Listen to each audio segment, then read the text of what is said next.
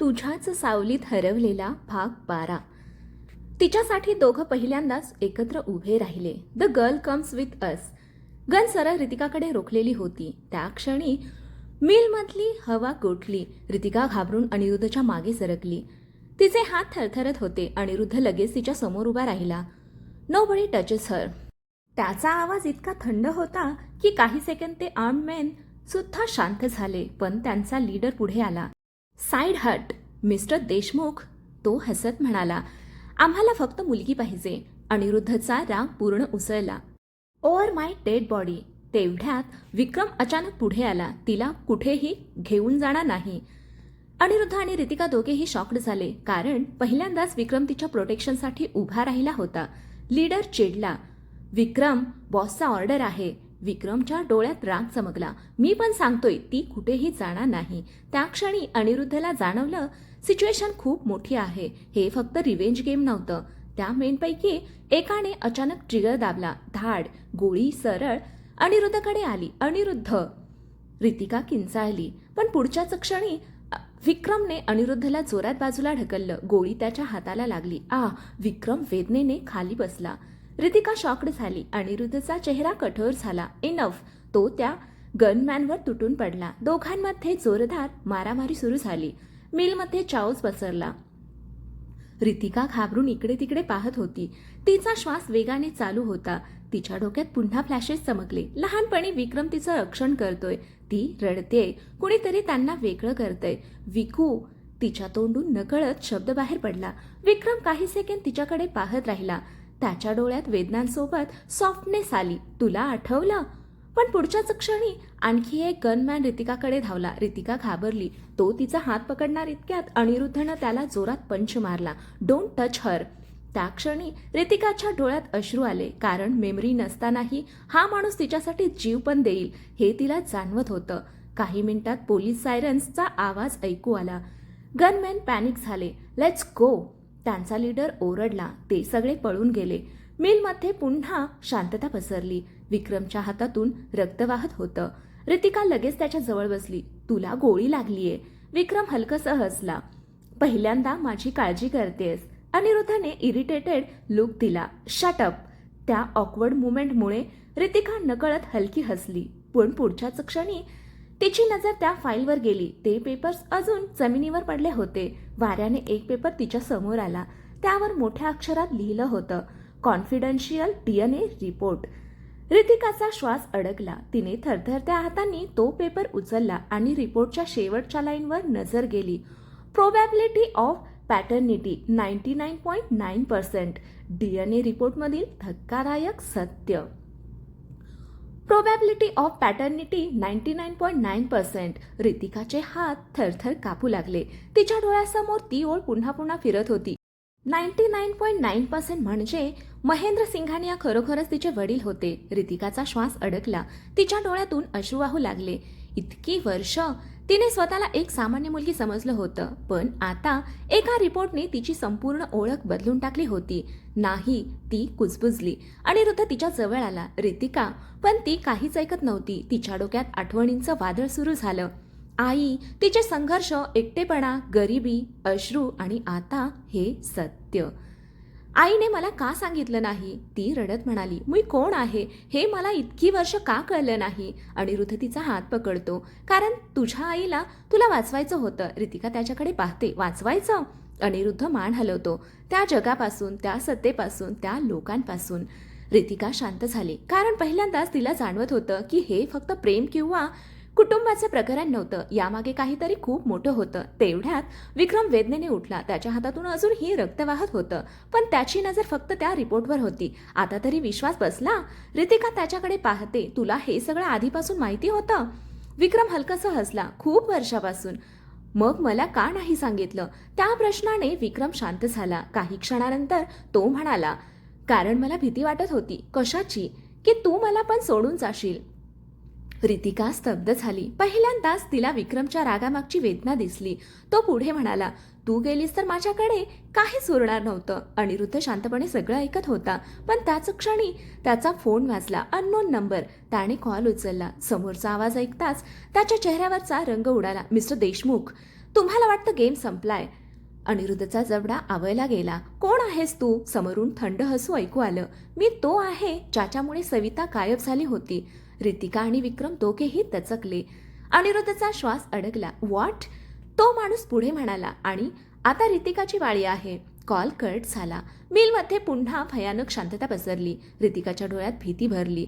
कारण आता प्रश्न फक्त तिच्या जन्माचा नव्हता, तिच्या आईच्या गायब होण्यामागे कोण होतं. DNA रिपोर्ट मिळताच तिच्या जीवाला धोका का निर्माण झाला आणि फोनवरचा तो रहस्यमय माणूस नेमका कोण आहे. अनिरुद्धने रितिकाचा हात घट्ट पकडला. त्याच्या डोळ्यात आता फक्त एकच निर्धार होता. यावेळेस मी तुला कोणाच्याही हातून हिरावून जाऊ देणार नाही. सविताच्या गायब होण्यामागचा काळा चेहरा. मिलमधून बाहेर पडल्यावर रितिका पूर्ण शांत होती. DNA रिपोर्ट, फोन कॉल आणि तिच्या आईच्या गायब होण्याचं रहस्य सगळं तिच्या मनात वादळ निर्माण करत होतं. अनिरुद्ध तिच्या शेजारी कार चालवत होता, पण त्याचं लक्ष रस्त्यावर कमी आणि रितिकावर जास्त होतं. तू ठीक आहेस ना?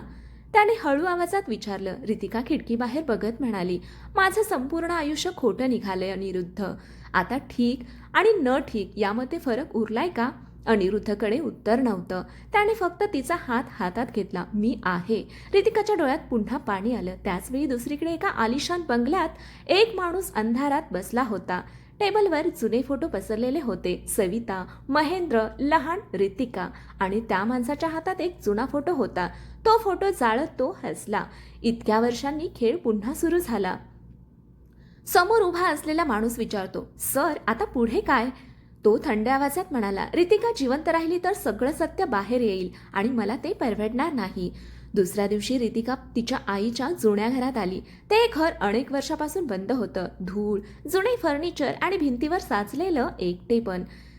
रितिकाचं हृदय भरून आलं. आई, ती कुजबुजली. अनिरुद्ध तिच्या सोबत होता. कदाचित इथे काही पुरावे मिळतील. दोघे घरात शोध घेऊ लागले. जुन्या कपाटात फाईल्स, फोटो, पत्र. पण अचानक रितिकाला एक लाकडी बॉक्स दिसला. तो कपाटाच्या मागे लपवलेला होता. तिने तो उघडला. आत एक डायरी होती. सविताची डायरी. रितिकाचे हात थरथरले. तिने पहिलं पान उघडलं. त्यावर लिहिलं होतं, जर ही डायरी माझ्या मुलीपर्यंत पोहोचली असेल तर याचा अर्थ मी तिच्यासोबत नाही. रितिकाच्या डोळ्यातून अश्रू वाहू लागले. ती पुढे वाचू लागली. रितिका, जर तू हे वाचत असशील तर एक गोष्ट लक्षात ठेव, तुझे वडील वाईट नव्हते.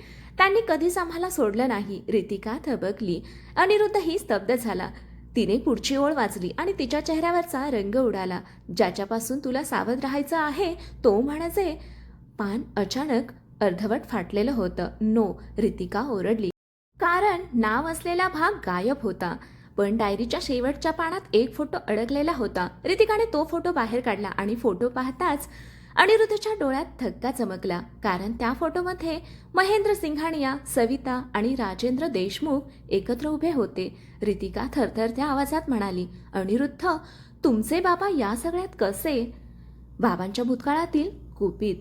अनिरुद्ध, तुमचे बाबा या सगळ्यात कसे? रितिकाचा थरथरता आवाज ऐकून अनिरुद्धही काही क्षण स्तब्ध उभा राहिला. फोटोमध्ये स्पष्ट दिसत होतं महेंद्र सिंघानिया, सविता आणि राजेंद्र देशमुख. तिघांच्या चेहऱ्यावरचं हसू होतं. जणू ते फक्त ओळखीचे नव्हते तर खूप जवळचे मित्र होते. हे कसं शक्य आहे? अनिरुद्ध कुजबुजला.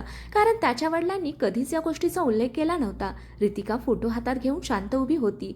तिच्या मनात एकच प्रश्न घुमत होता, जर राजेंद्र यांना सगळं माहिती होतं तर त्यांनी इतकी वर्ष सत्य लपवलं का? तेवढ्यात डायरीच्या मागच्या कव्हरमध्ये एक छोटासा कागद दिसला. रितिकाने तो काळजीपूर्वक बाहेर काढला. त्यावर एक पत्ता लिहिलेला होता, शांतीवन फार्म हाऊस, आणि खाली तारीख 12 वर्षापूर्वीची. अनिरुद्धच्या कपाळावर आठ्या पडल्या. हा पत्ता मी आधी ऐकलाय. रितिका त्याच्याकडे वळली. कुठे? बाबांच्या जुन्या फाईल्समध्ये. दोघांनी एकमेकांकडे पाहिलं. त्यांना जाणवलं या फार्म हाऊसमध्ये काहीतरी मोठं रहस्य दडलं आहे. त्या संध्याकाळी दोघे थेट देशमुख मॅन्शनमध्ये पोहोचले. राजेंद्र स्टडी रूममध्ये बसले होते. रितिकाने त्यांच्यासमोर तो फोटो ठेवला. फोटो पाहताच राजेंद्र यांच्या चेहऱ्यावरचा रंग उडाला.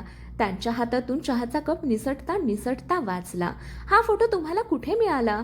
त्यांचा आवाज घाबरलेला होता. अनिरुद्धने पहिल्यांदाच वडिलांकडे संशयाने पाहिलं. आधी तुम्ही सांगा, तुम्ही सविता आणि महेंद्र यांना ओळखत होतात का? रूममध्ये शांतता पसरली. राजेंद्र काही क्षण डोळे बंद करून बसले. मग हळूहळू म्हणाले, हो. रितिकाचा श्वास अडकला. आम्ही तिघे कॉलेजपासूनचे मित्र होतो. महेंद्र माझा सर्वात जवळचा मित्र होता. अनिरुद्धला विश्वास बसत नव्हता. मग हे सगळं आम्हाला का सांगितलं नाही? राजेंद्रच्या डोळ्यात पश्चाताप दिसत होता.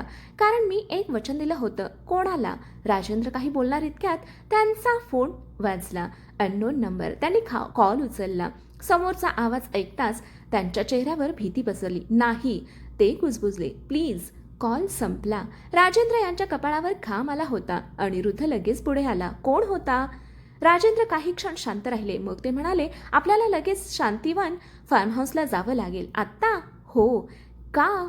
राजेंद्रचा आवाज थरथरत होता. कारण तिथे कुणीतरी आधीच पोहोचलंय आणि जर आपण उशीर केला. ते रितिकाकडे पाहत म्हणाले, तर तुझ्या आईच्या मृत्यूचं खरं सत्य कायमचं नष्ट होईल. कथा इथपर्यंत आवडली असेल तर कथेला लाईक करा, शेअर करा, कॉमेंट करा आणि आपल्या चॅनेलला सबस्क्राईब करा.